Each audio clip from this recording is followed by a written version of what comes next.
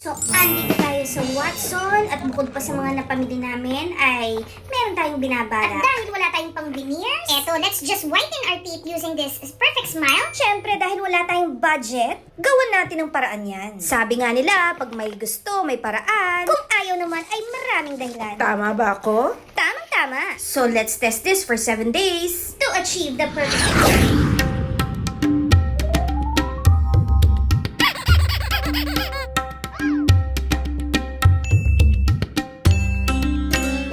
So, eto na yung box ng ating Perfect Smile Premium Whitening Toothpaste. It says whiter teeth, fresher breath, healthier gums. Eto na siya. This is how the tube looks like. By the way, this contains 120 And grams. it's aqua mint in flavor. Gustong gusto ko kapag yung cap ay ganito, yung hindi naaalis. At syempre dahil bago pa siya, nakaseal pa siya sa loob, so we need to take it out.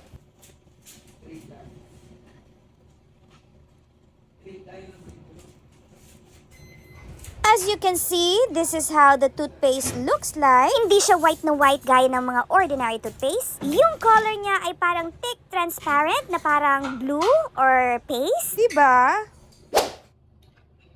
So, eto yung toothpaste. Yan. So, ilang grams ba to? 120 grams.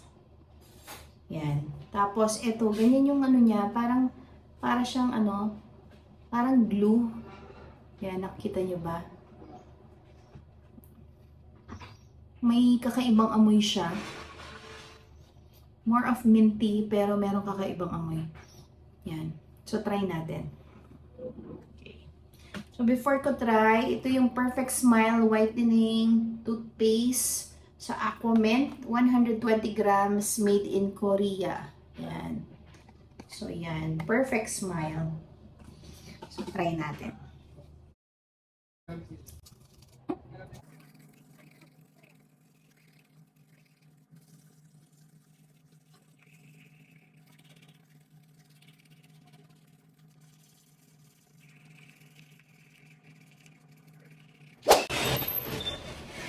So, eto dahil namatayan tayo ng camera kahapon, kaya hindi natin na-record totally yung process ng first day natin. Ang gagawin natin, mag-first day tayo ulit ngayon, okay? So, ayan, nandito na ako sa banyo ngayon. Ayan. Lagay ko muna kayo dito. So, eto na ang ating Perfect Smile Premium Whitening Paste. Ayan. So, eto yung gagamitin natin. Tapos, bulungan ko lang yung aking toothbrush. Ito na yun. So, labas na natin. So, yesterday, pinakita ko na kung paano yung consistency ng toothpaste. Yan, it looks like this. Makapal siya. So, para siyang, paste na makapal. Ayan, no? As you can see. Tapos, hindi siya talaga totally magbubula. Gaya ng mga toothpaste, ordinary toothpaste. Pero, tapos meron siyang alat at saka minty. Okay, so yan ang gagawin natin ngayon. So kagabi, nagtutrush na ako. Pero as you can see, ayan. Merong part na madilaw. Ayan. Pero malinis yan. Nag-i-sparkle naman yung teeth ko. Yan, nagsishine naman siya kasi visible pa rin yung yellow teeth. Yung yellowish. Yan, lalo na siya. Kaya yan. So sana mag-work ito.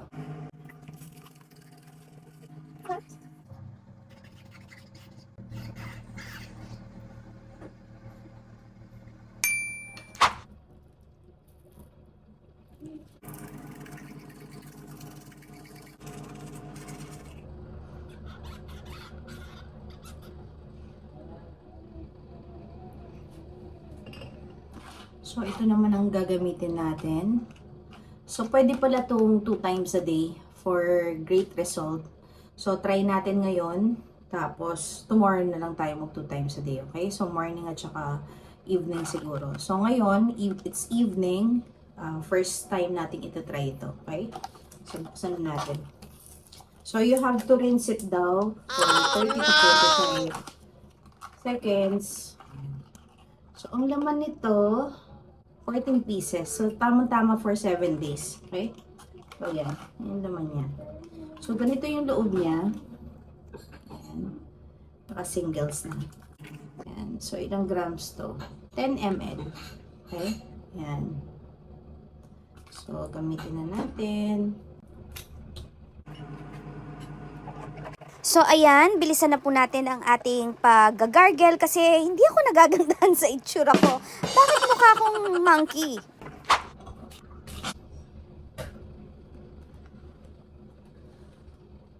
So, ibahin natin ang angle para makita nyong mas clearly. Ayan. So, first time pa rin lang naman natin gamitin ito. So, we're not expecting for an instant result. Gaya ng sabi nila, 7 days. So, yan. Kung napansin nyo, yung problem area ko talaga yung dito sa baba. Di ba? Mas white yung taas ko versus dito sa baba. Ayan. Yan, nandun yan. Yellowish lang talaga siya. So, yan. So, it's our first night to try this. Pero 2 times a day pala. Rate result 2 times. Kaya po, 14 pieces yun naman ng isang box. So, try na lang natin bukas. Yan. Mga yads, baka nagtataka kayo, 3 times a day po ako nagtututbrush. Hindi ko na lang po napapakita sa inyo dahil hahaba ng husto itong ating video. But so far, I am religiously using it. Pati na itong ating rinse stick na ginagamit ko twice a day, morning at evening. Wow! Oh, diba? Napansin niyo rin ba? Mas naglighten yung lower teeth ko. Talaga ba? I think it is.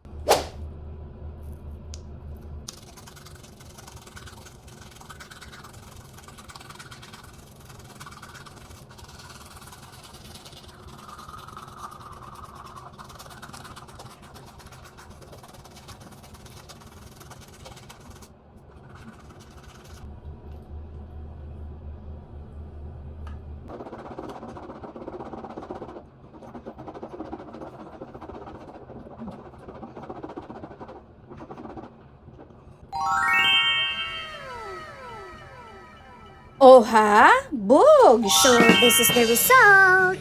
I think nag-work naman siya kasi nag-whiten as you can see. Wala ka naman talo dito, mga yads. Kasi kung di naman nag-whiten ang teeth mo, I'm sure yung breath mo nag-freshen. Ano ginagawa mo?